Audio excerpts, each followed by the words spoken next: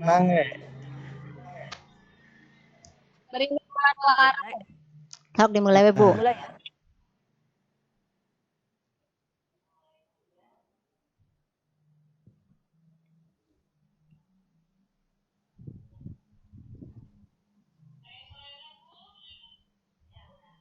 Udah ada suaraan belum kan belum nyarios. Oh. Saya sarana. Disiapkan heula ieu apa? Data heula. Disiapkan persiapan materi buat Bu Sitinya. Ya. Bismillahirrahmanirrahim. Assalamualaikum. Waalaikumsalam warahmatullahi wabarakatuh. Selamat siang. Selamat siang. Selamat siang. Mudah-mudahan hari ini semua dalam keadaan sehat walafiat dan bisa menjalani puasa di hari ini dengan penuh rahmat dan berkah, serta kita selalu diberi kekuatan dan kesabaran. Pada kesempatan ini akan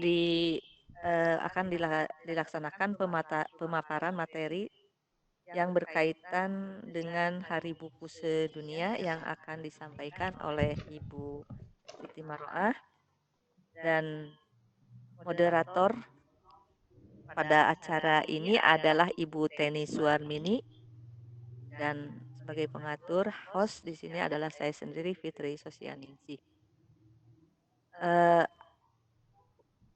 Kami adalah dari VCT Batch 6 kelompok 13 kelompok 2, 13 6 kelompok 2. Ya, jadi yang tertulis di presensi adalah 13 6. Untuk itu, untuk mempercepat acara, maka selanjutnya acara ini diberikan ke moderator untuk melaksanakan atau menjalankan kegiatan ini atau membantu kegiatan hari ini. Terima kasih. Mangga saya serahkan untuk acara kepada Ibu Teni Suarmini. Guys, sarana, Bu. Ya, ada suaranya.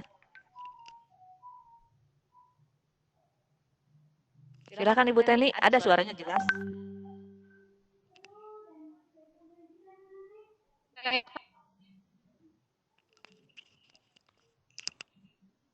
Kurang dekat Bu Ten.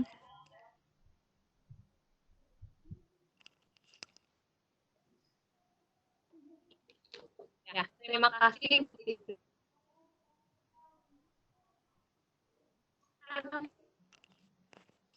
Suaranya kurang jelas.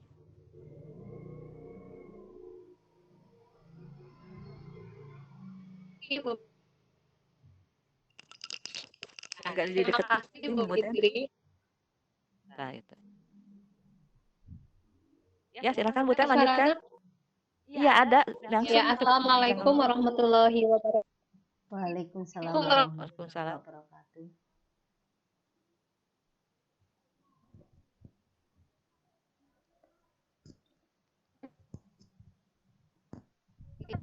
Ya, hari ini yaitu untuk melakukan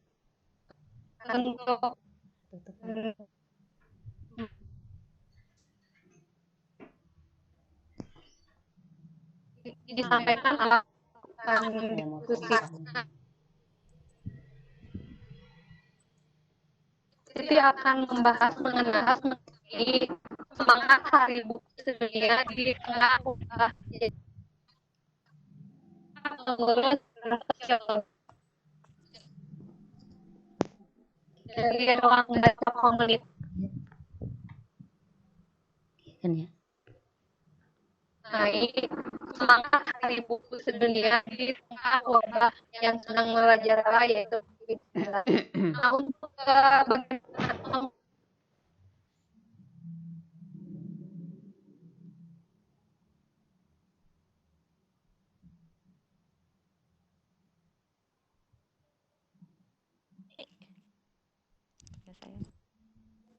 Bu Ten? Kapan suaranya? Bu Teni nggak menghilang. Ya kalau begitu sambil menunggu Bu Teni Ya. berjalan, Silahkan. kita lanjutkan saja ya.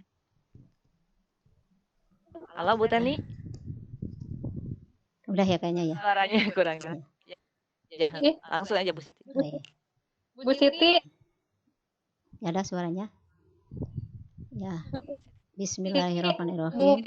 Fitri. Bu Siti. Bisa dimulai?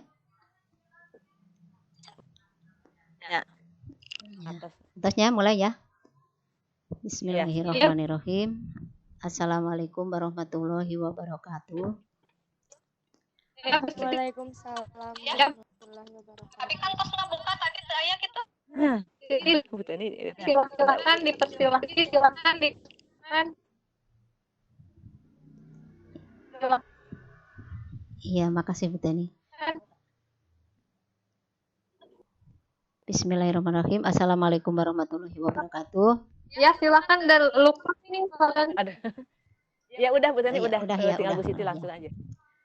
Selamat siang ya kepada Bapak Ibu Bu Fit di Parlemen Bu Fit itu yang telah ikut bergabung pada acara VCTBEK 6 Jawa Barat ini. Mudah-mudahan Ibu Bapak bisa mengikutinya nanti dengan sampai selesai. Mudah-mudahan juga Ibu Bapak pada kesempatan ini diberikan kesehatan, juga Bapak Ibu diberikan kekuatan dalam menjalankan ibadah puasa. Yang kebetulan pada hari ini kita telah melaksanakan puasa hari yang kedua. Kemudian saya juga ucapkan terima kasih ya kepada host kita yaitu Ibu Fitri Sosianingsih, SPD MPD dari SMA Negeri 1 Banjar. Kemudian juga saya ucapkan terima kasih kepada Ibu Teni Suarmini SPD, juga sama dari SMA Negeri 1 Banjar. Dalam hal ini Bu Teni sebagai moderator. Dan juga saya ucapkan terima kasih ya kepada instruktur kita yaitu Bapak Yogi Pratama Dharma Setiawan, ini dari guru SMK Negeri 2 Banjar. Nah, untuk kesempatan kali ini ya mungkin karena lagi suasananya puasa, mungkin Ibu Bapak bisa sambil lejehan ya, karena suasana puasa mungkin pada ngantuk atau lapar. Tapi mudah-mudahan tidak akan menurunkan semangat kita untuk mendengarkan apa yang saya sampaikan pada kesempatan ini. Sebetulnya pada kesempatan ini saya bukan memaparkan ya, tetapi ingin sharing aja lah sedikit ilmu yang saya dapatkan, akan sharing kepada Ibu Bapak. Mudah-mudahan dari sharing ini dapat menambah ilmu kita semuanya. Pada kesempatan ini saya akan mengambil tema yaitu semangat Hari Buku Sedunia di tengah wabah corona. Ini yang lagi viral ya pada saat ini, yaitu wabah corona. Dan kebetulan kenapa saya mengambil Hari Buku Sedunia, itu memang bahwa Hari Buku Nasional Sedunia ya, itu kan jatuh pada tanggal 23 April. Nah, kalau sekarang tanggal 25 berarti Hari Buku itu sebetulnya baru 2 hari yang lalu, sehingga kayaknya tidak, istilahnya masih hangat lah gitu ya untuk menyampaikan hal ini. Nah, untuk kesempatan ini saya juga akan menyampaikan selamat Hari Buku Sedunia ya kepada teman-teman, rekan-rekan, Bapak Ibu semuanya. Dan ini ada sebuah kutipan yang saya ambil dari tokoh agama Islam ya sedunia. Mungkin Bapak Ibu juga sudah mengetahuinya ya. Beliau adalah Ali bin Abi Thalib. Beliau juga sebagai sahabat Nabi ya pada waktu itu, dan juga beliau itu sebagai khalifah, salah satu khalifah pada zaman Nabi. Nah, yang diungkapkan oleh Ali bin Abi Thalib yaitu bahwa siapapun yang terhibur dengan buku-buku, maka kebahagiaan tak akan sirna dari dirinya. Ini mengisyaratkan bahwa dengan buku-buku itu sebetulnya akan memberikan hiburan ya kepada kita semuanya. Bahkan justru dengan buku-buku itu akan menjadi kebahagiaan tersendiri. Nah, itu kalau misalkan buku-buku tersebut dapat menjadikan kita menjadi hidup lebih baik lagi, bisa bermakna, bisa mengaplikasikan. Sehingga dengan buku itu bukan hanya sebagai tumpukan belaka, tetapi justru menjadi hiburan kalau kita dapat mencernanya apa dari isi buku tersebut. Nah, ini sedikit siratan dari Ali bin Abi Thalib. Nah, kemudian saya mengambil tadi mengenai Hari Buku Sedunia. Bentar ya, ini menghalangi.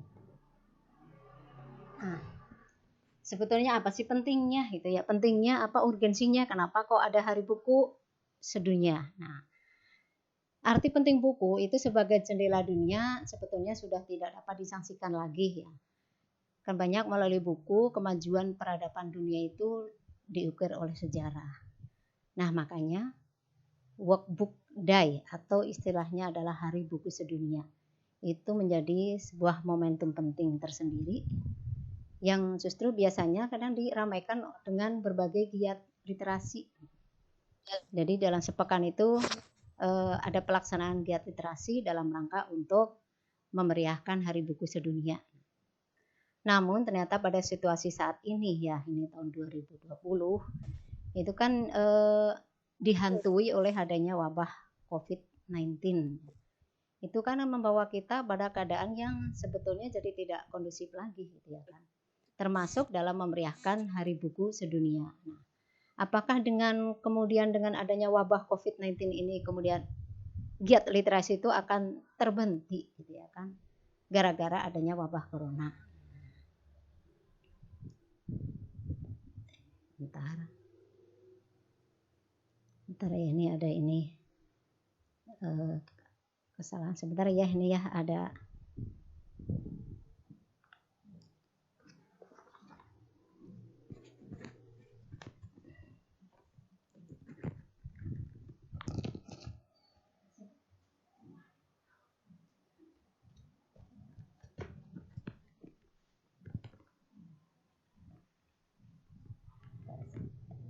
bisa turun sedikit. Mohon maaf ada gangguan ya sebentar. Ini slide-nya nggak bisa berjalan.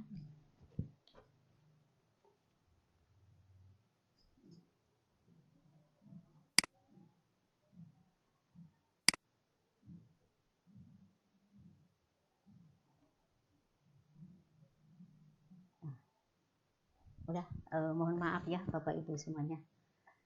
Terus kemudian sebetulnya apa sih yang latar belakangnya ya kenapa muncul ada Hari Buku Sedunia yaitu. Bahkan ada yang mengenal bukan Hari Buku Sedunia, tapi ada juga yang mengenal dengan nama Hari Buku dan Hak Cipta Sedunia. Atau juga ada yang mengatakan itu adalah Hari Buku Internasional lah, apapun yang diistilahkan sebetulnya ya sama aja intinya untuk memperingati Hari Buku. Nah, Hari Buku Internasional itu sebenarnya merupakan perayaan yang dilaksanakan sebenarnya setiap tahun sekali, yaitu tanggal 23 April. Terus kemudian peringatan itu dilaksanakan oleh UNESCO dalam rangka untuk mempromosikan peran membaca, penerbitan, dan juga hak cipta. Jadi sebetulnya Hari Buku Sedunia itu yang akan diprioritaskan itu untuk mempromosikan tentang 3 hal tersebut, yaitu dalam membaca, kemudian penerbitan, dan juga dalam hak cipta. Nah, kemudian Hari Buku Sedunia itu kan pertama kali kan dilaksanakan tanggal 23 April, yaitu tahun 1995 itu pertama kali. Kemudian sebetulnya apa sih hubungannya antara 23 April itu sendiri dengan buku pertama sekali yang dibuat oleh tokoh buku. Nah, pada waktu itu ada sebuah toko buku ya yang ada di Catalonia, itu di Spanyol. Ide awalnya itu kan berasal dari penulis Valencia. Vicente Clavel Angres. Dia melakukan penulisan itu sebagai upaya atau cara untuk menghargai para penulis ya, para penulis dunia. Nah, diantaranya ini adalah Michael de Cervantes ya, itu yang meninggal pada tanggal 23 April. Nah, jadi sebetulnya peringatan ya, intinya peringatan Hari Buku Sedunia itu kan ngambilnya dari tanggal 23 itu karena ada tokoh yang memang wafat dan tokoh tersebut adalah tokoh literasi dunia ya kan. Itu wafat pada tanggal 23 April tersebut ya kan. Nah, kemudian sebetulnya bukan hanya itu saja sih ya kan.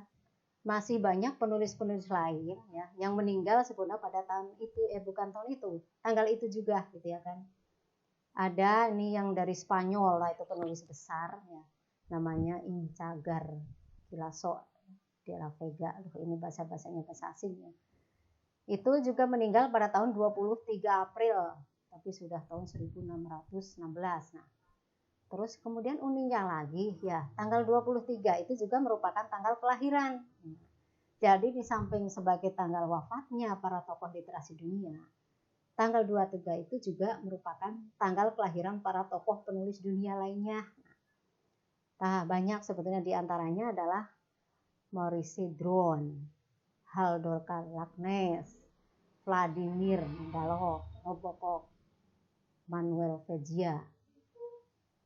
Tapi beliau itu wafatnya dengan tanggal yang sama tetapi tahunnya berbeda gitu ya kan.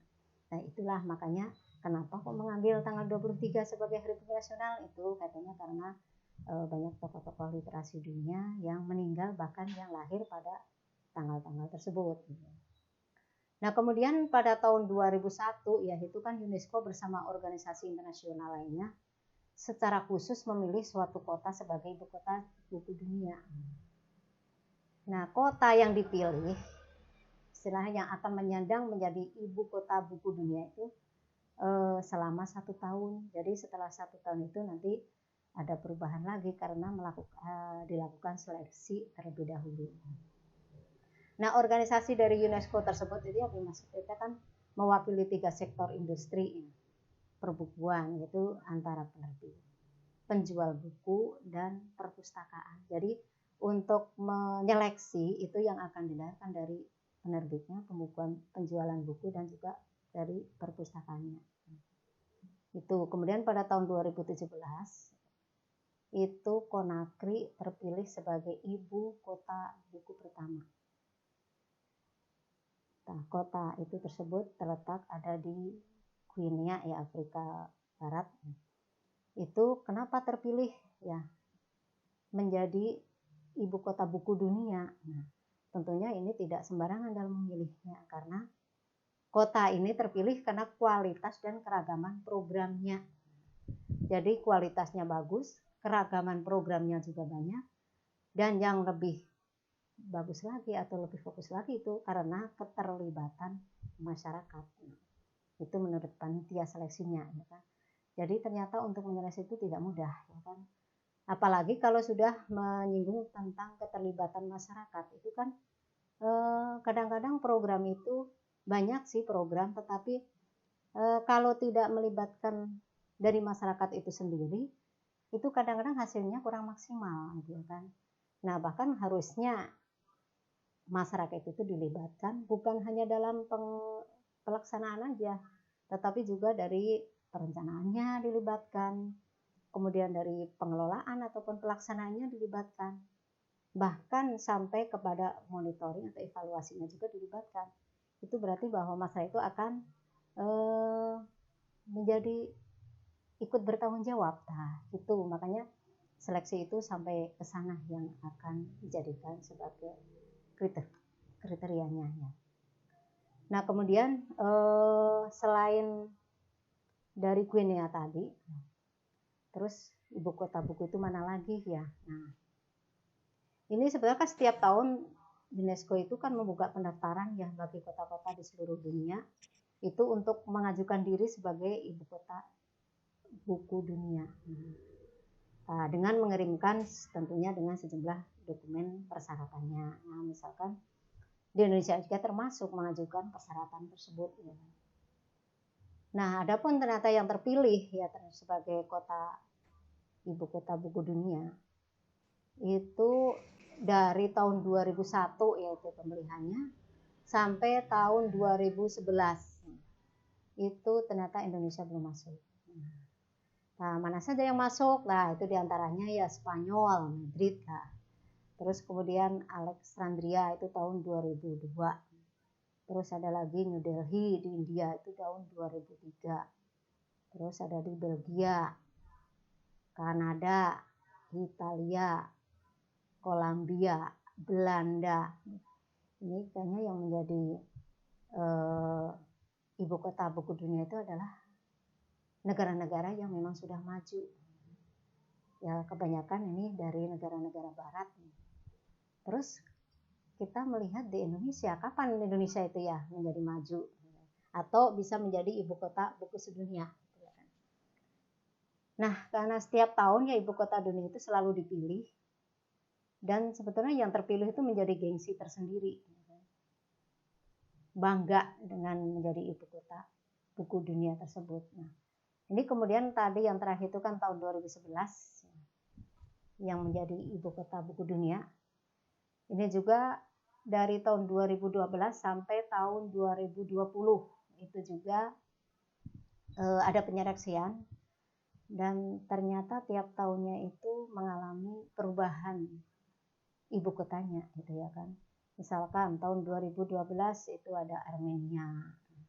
Kemudian 2013 Thailand. Ada lagi Nigeria, Korea Selatan.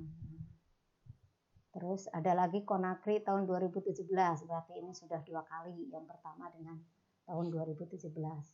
Nah ini yang menarik itu yang terakhir ya tahun ini yaitu tahun 2020.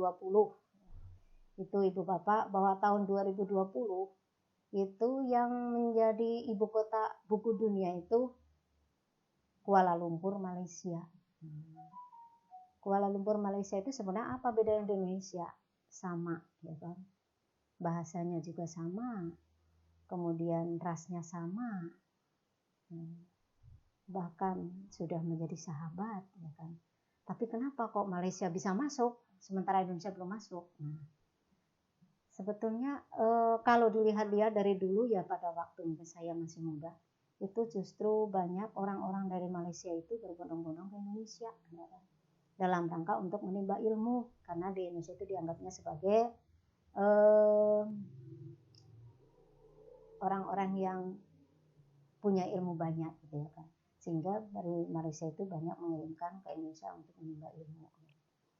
Namun justru sekarang ini malah sebaliknya atau berbalik ya, Indonesia malah justru yang berbondong-bondong ke negeri Malaysia itu sendiri, ya kan? Karena di negeri Malaysia itu dianggap sebagai negara yang lebih maju dari Indonesia. Nah, ini yang menjadi pertanyaan, kenapa kok bisa malah justru balik? Yang tadinya Indonesia itu dianggap sebagai negara maju, dia lebih maju dari Malaysia, justru sekarang malah sebaliknya. Nah, coba kita akan melihat ya potret literasi di Indonesia. Bagaimana sih sebetulnya pergerakan literasi yang ada di Indonesia. Mungkin Ibu Bapak juga sudah pada tahu lah, ini ada survei dari UNESCO ya tahun terakhir itu tahun 2014. Itu kan tingkat literasi di Indonesia itu peringkat kedua. Kedua itu bukan dari atas tetapi ternyata dari bawah. Dari 61 negara yang disurvei, Indonesia itu peringkat kedua dari bawah. Nah, kemudian indeks literasi di Indonesia aja kan 0,001, itu kan artinya dari 1000 penduduk itu kan cuma hanya 1 yang dapat disebut sebagai orang pembaca serius, ya kan? Padahal kan di Indonesia itu penduduknya sampai ratusan juta, ya kan? Tapi kalau dari setiap 1000 penduduk hanya 1 yang istilahnya sebagai orang yang pembaca serius. Nah, maksud dari orang yang pembaca serius itu yang gimana? Kalau membaca banyak. Ibu Bapak juga kan pada rajin membaca, bahkan anak-anak ataupun para remaja itu rajin membaca. ya kan, ada komik, senang sekali bacanya sampai lupa karena waktu, ya kan. Tapi yang dimaksudkan orang pembaca serius itu kan di sini adalah di samping dia itu memang giat membaca, dia dapat memaknai dari apa artinya bacaan itu, dan juga dapat punya kreativitas ataupun inovasi, ya. Sehingga dari hasil membaca itu bisa diaplikasikan dalam kehidupan sehari-hari. Nah, dari orang-orang yang seperti ini biasanya kalau mendapatkan informasi, ya, informasi berita dari luar, itu mereka tidak langsung kemudian menerima, tetapi harus di-sharing dulu. Jadi istilahnya di-sharing dulu sebelum di-share. Tapi malah justru kebanyakan ya kalau masyarakat kita, kalau mendapatkan berita dari grup lain di WA, itu justru malah belum dibaca atau belum dikaji, belum di-sharing dulu ini betul salahnya, jangan-jangan ini hoax, sudah disebarkan kepada orang lain. Nah, itu yang berbahaya, ya kan. Nah, inilah yang membedakan antara orang pembaca biasa dengan orang yang pembacanya serius. Kemudian di ASEAN saja Indonesia itu menempati peringkat ketiga di bawah, ya, di atas Kamboja dan Laos. Itu di ASEAN. Coba kalau di dunia. Nah, kalau misalkan ya dikomparasikan dengan 10 negara dengan peringkat literasi tertinggi. Ada Finlandia, Norwegia, Islandia, Denmark, Swedia, Swiss, Belanda, dan seterusnya. Indonesia itu termasuk yang masih ketinggalan jauh, ya kan, dengan negara-negara tersebut, ya kan. Nah, berarti kita perlu belajar sebetulnya apa ya, karakter atau kebiasaan-kebiasaan yang dilakukan oleh 10 negara peringkat literasi tertinggi itu apa yang dilakukan. Termasuk Jepang juga, ya kan. Nah, itu bisa jadikan sebagai kajian, ya kan, untuk memajukan literasi di Indonesia. Misalkan kalau di negara Jepang itu kan dia memanfaatkan waktu luang itu kebanyakan untuk membaca. Bahkan kalau pergi kemana-mana yang dibawa itu adalah buku. Tapi kalau di kita mungkin yang dibawa bukan buku, mungkin yang dibawa bantal kalau di mobil, ya kan. Tapi kalau di sana bawa buku, dan kalau buku yang sudah dibaca juga dibawa, nanti dituker di pojok-pojok bacaan, ya, yang dari sana kemudian ditukar, disimpan, kemudian ngambil dari pojok bacaan tersebut untuk dibaca. Nah, itu seperti itu kebiasaan saya yang positif lah, dan kaitannya literasi di negara-negara yang sudah maju. Nah, sekarang kita akan melihat bahwa ada Perpusnas tancap gas. Nah, maksudnya kita akan melihat dulu bagaimana kiat-kiat di Indonesia untuk bisa mengikuti perkembangan, jangan sampai ketertinggalan. Sebetulnya bahwa di Indonesia saat ini itu sudah memiliki perpustakaan sangat banyak, ya. Nah, itu bisa sampai berapa, 164.000 perpustakaan, karena memang untuk saat ini kan perpustakaan itu sudah menyebar kemana-mana, bahkan sudah didorong untuk setiap desa atau kelurahan, bahkan perkantoran itu didorong untuk mempunyai perpustakaan yang minimalnya mempunyai pojok baca, sehingga wajar kalau saat ini Indonesia itu memiliki perpustakaan yang sangat banyak, gitu kan. Bahkan perpustakaan ini termasuk yang terbanyak nomor 2 sedunia setelah India, ya kan. Jadi kalau di India itu lebih tinggi karena sampai 300-an perpustakaan, di Indonesia 164. Bahkan sebetulnya kan di negara-negara lain juga perpustakaannya sedikit. Misalkan yang ada di Rusia aja kan cuma 113.000. Cina yang penduduknya banyak aja cuma 105.000-an perpustakaan. Nah, ini hasil dari acara rapat koordinasi nasional yang diambilnya dari sana, yaitu tahun 2019 di Jakarta. Nah, kemudian ada program perpustakaan berbasis inklusi sosial. Apa maksudnya itu? Itu program yang ada di Indonesia, ya. inklusi sosial itu kan dimaksudkan bahwa model layanan perpustakaan prima yang dirancang agar keberadaan perpustakaan itu memiliki manfaat yang tinggi dalam kehidupan masyarakat. Nah, dalam konsepsi inklusi sosial ini, sebetulnya layanan pustaka itu kan bukan hanya semata-mata untuk keperluan pustaka saja, ya kan, tapi juga dapat atau turut mendorong dalam peningkatan kualitas sumber daya manusia. Sehingga layanan perpustakaan itu akan berimplikasi terhadap peningkatan kesejahteraan. Jadi yang di sini bahwa perpustakaan itu bukan hanya isinya buku ditumpuk, tetapi tidak dibaca. Perpustakaan banyak ya percuma kalau seperti itu. Tapi sekarang ada program bahwa perpustakaan juga harus dapat meningkatkan kualitas sumber daya manusia, bahkan dapat meningkatkan kesejahteraan. Ya ini misalkan kalau di daerah masyarakat yang kebanyakan adalah pertanian, ya juga sebetulnya kan membutuhkan buku, ya kan. Tapi kan buku tersebut tentunya harus disesuaikan dengan kehidupan sehari-hari mereka sebagai petani. Misalkan diberikan buku kaitannya dengan bagaimana mengelola tanah dengan baik, bagaimana dapat memanen raya, atau hal-hal yang berkaitan dengan pertanian, itu justru akan lebih bermanfaat buku tersebut dan juga dapat meningkatkan kesejahteraan. Atau mungkin bisa kalau dikaitkan buku tersebut harusnya kalau diperbantukan itu harus melihat situasi dan kondisi sosial yang ada di masyarakat. Bagaimana kondisi sosialnya harus mengikuti. Misalkan kalau saya zaman SD itu kan ada buku latihan membaca, ada ini Ibu Budi, terus ini ada Wati. Itu kan kalau dalam gambar rambutnya lurus, terus kulitnya putih.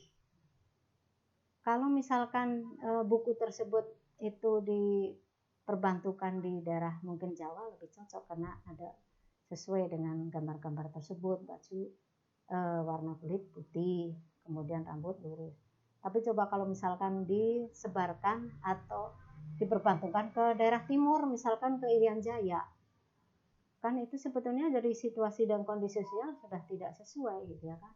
Karena di Irian Jaya itu nggak ada orang yang rambutnya halus kalau atau rambutnya lurus ya kan. Orang itu kan kebanyakan rambutnya keriting, terus warna kulitnya kan hitam. Nah, itu yang dimaksud. Jadi intinya layanan pustaka itu harus menyesuaikan dengan situasi kondisi yang ada dalam masyarakat tersebut, sehingga dengan adanya layanan perpustakaan itu dapat meningkatkan kesejahteraan sebetulnya. Nah, kemudian masih banyak lagi lah kegiatan-kegiatan perpustakaan ya. Kalau di Indonesia perpustakaan itu sebetulnya kan sudah sampai ke pelosok-pelosok. Cuma kadang-kadang belum dapat berfungsi secara maksimal perpustakaan tersebut.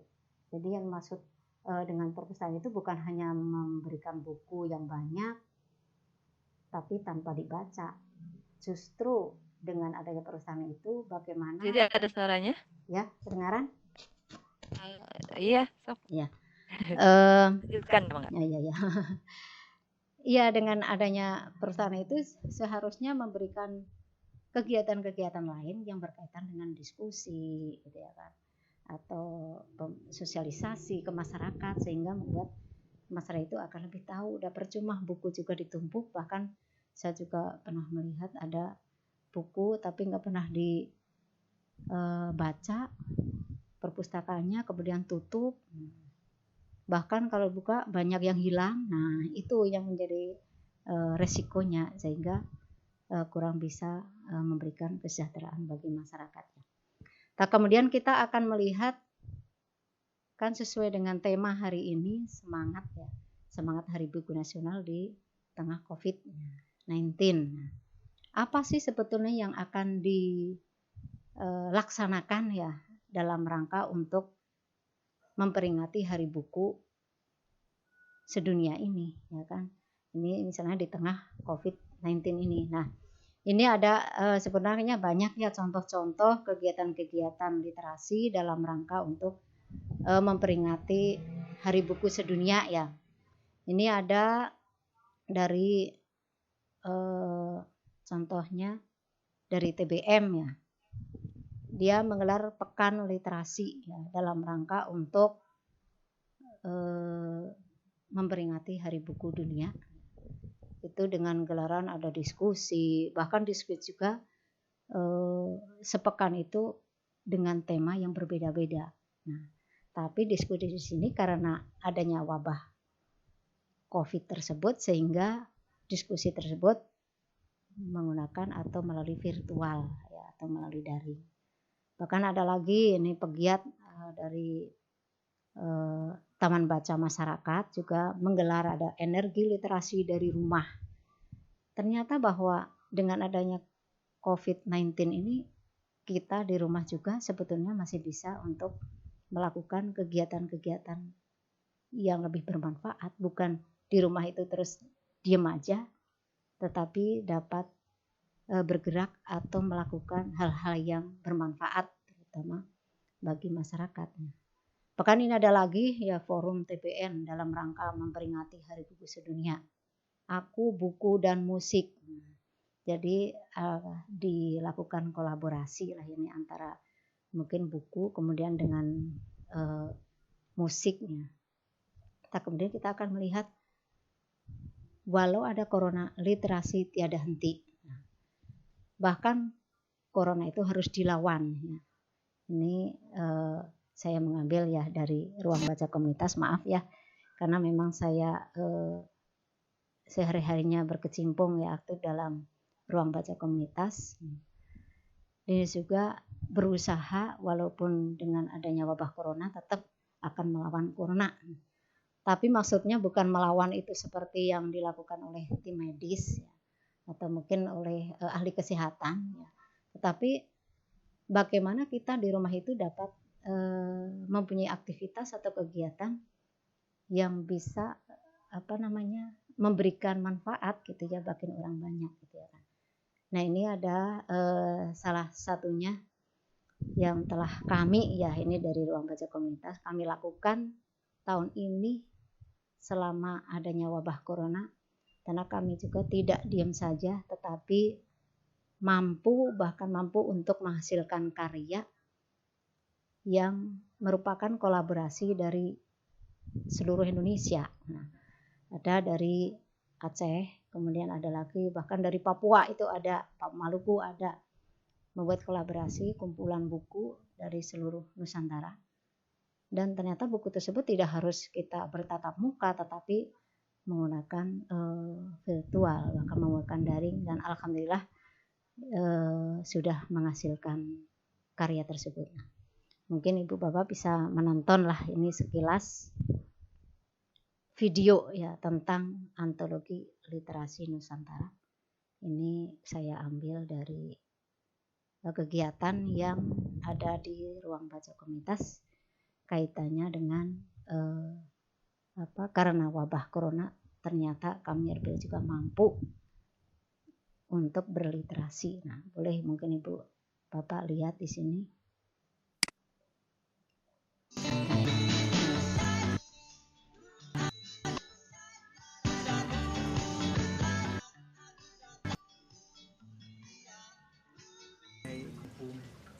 Tidak menunjukkan kamu prihatinkan ini jadi blessing in disguise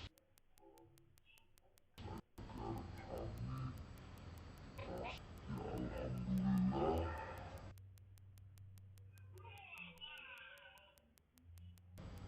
buku ini langsung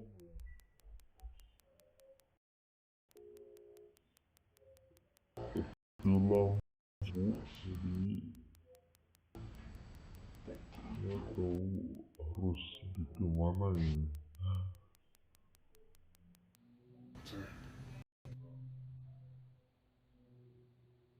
Menuliskan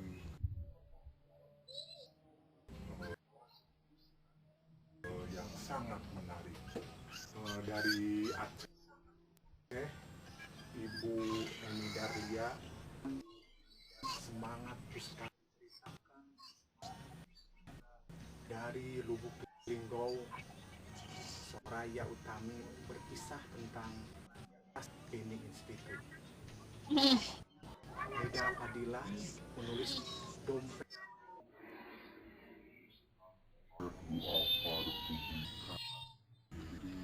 dilewat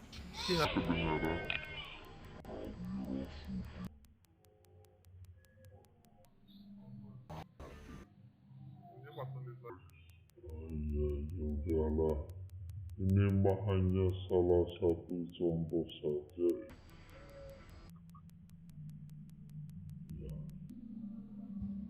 Sebenarnya intinya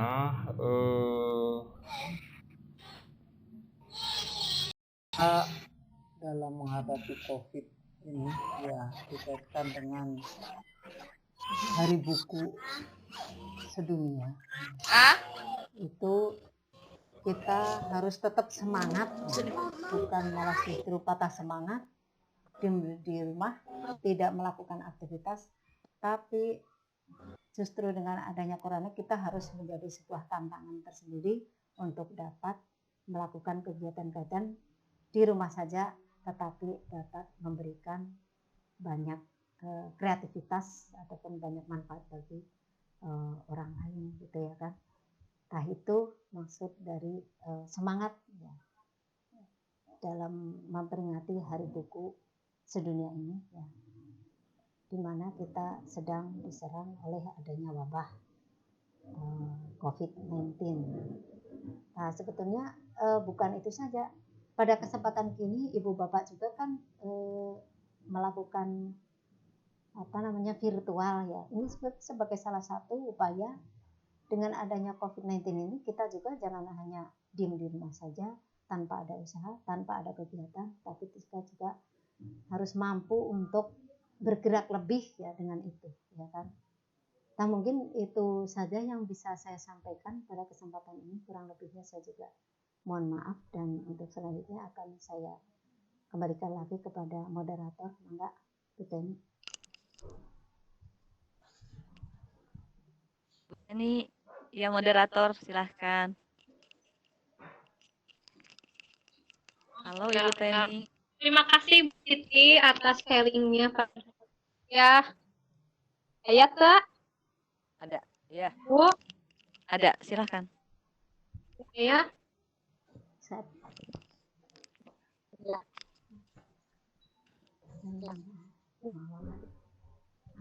Ya. Bu Siti, terima kasih pada Bu Siti yang sudah ada waktu, Bu.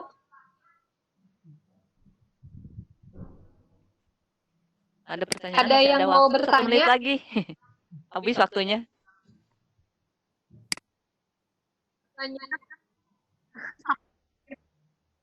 Oh, jadi tidak ada yang pertanyaan? Ya, kalau tidak ada yang bertanya, mungkin dicukupkan sekian. Mudah-mudahan apa yang kita laksanakan hari ini ada manfaatnya. Terima kasih kepada sudah berpartisipasi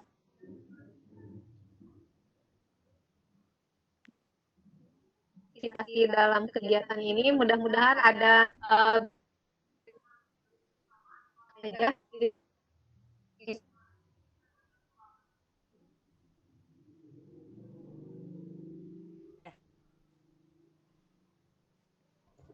Ya Bu Ten, udah? Kedengaran suaranya. Ya, Bu Teni lep-lepan. Ya, Bu Teni lep-lepan. Harusnya pakai itu headset. Ya, kalau gitu.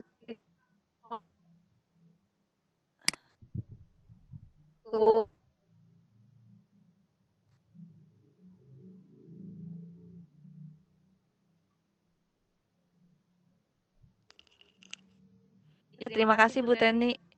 Saya oper langsung.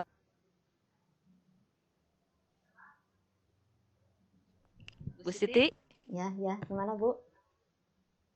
Bu Teninya hilang suaranya. Bu Teni, saya tidak terdengar. Ke Bu Siti sudah kedengaran nggak? Enggak kedengaran. Putus, ya udah aja ya, Mm-hmm. karena waktunya kebetulan juga sudah habis. Saya oper lagi. Terima kasih atas perhatian dari semua yang hadir di kesempatan sekarang. Mudah-mudahan Allah yang membalas atas segala kebaikan para peserta yang mau berkenan hadir menambah ilmu di kami, di room kami. Mudah-mudahan yang dapat selama masa diam di rumah. Sekali lagi, terima kasih. Mudah-mudahan semua sehat, semua dalam keadaan baik, dan selalu diberi kekuatan di dalam menjalani ibadah saum di bulan ini. Sekali lagi terima kasih. Wassalamualaikum warahmatullahi wabarakatuh. Waalaikumsalam warahmatullahi wabarakatuh.